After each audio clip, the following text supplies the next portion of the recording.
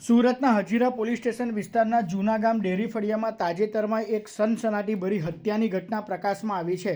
ખાતા નંબર 101 વાળી જમીન પર બનેલા રૂમ નંબર 1માં 32 વર્ષીય શેરાસિંહ હરભજનસિંહ મૃત હાલતમાં મળી આવ્યો હતો। 17મી જાન્યુઆરીના રોજ બનેલી આ ઘટનામાં યુવકનું મોત કુદરતી નહીં પરંતુ ક્રૂર હત્યા હોવાનું બહાર આવ્યું હતું। હજીરા પોલીસે તાત્કાલિક કાર્યવાહી કરીને ગણતરીના દિવસોમાં જ હત્યાનો ભેદ ઉકેલી નાખ્યો છે અને 2 આરોપીઓને ઝડપી લીધા છે।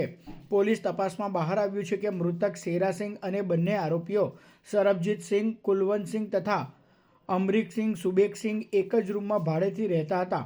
આ 3 વ્યક્તિઓ મૂળ પંજાબના વતની હતી અને રીગર તરીકે સાથે નોકરી કરતા હતા। એક જ સ્થળે રહેતા અને સાથે કામ કરતા હોવા છતાં તેમની વચ્ચે છેલ્લા કેટલાક સમયથી અણબનાવ ચાલી રહ્યો હતો, જે અંતે જીવલેણ સાબિત થયો હતો। આરોપીઓની પૂછપરછમાં જાણવા મળ્યું છે કે મૃતક અને આરોપીઓ વચ્ચે અગાઉ જૂની અદાવત ચાલી રહી હતી। આ અદાવતમાં જ જમવાનું બનાવવા જેવી સામાન્ય બાબતે થયેલા ઝઘડાએ ઘાતક સ્વરૂપ ધારણ કર્યું હતું।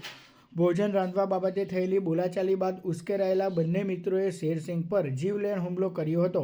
હ્યુમન ઇન્ટેલિજન્સ અને ટેકનિકલ સર્વેલન્સથી આરોપીઓને શોધી કાઢવામાં આવેલ છે અને બંને આરોપી આ કેસમાં જે મરણ જનારના રૂમમેટ હતા તેઓની સાથે છેલ્લા 3 મહિનાથી આ રૂમમાં ભાડેથી રહેતા હતા અને તેઓની વચ્ચે અવારનવાર કોઈને કોઈ બાબતે અવારનવાર જે ઝઘડો થતો હતો તેનું મન દુઃખ રાખીને એ લોકોએ તારીખ 17 પણ મરણ જનાર સાથે મારામારી કરેલ, તેનું ગળું દબાવેલ તથા દિવાલમાં માથું પછાડતા આ જે ઈસમ છે તેનું મૃત્યુ થયેલ હતું। આજે બંને આરોપીઓની હજીરા પોલીસ દ્વારા ધરપકડ કરવામાં આવી છે।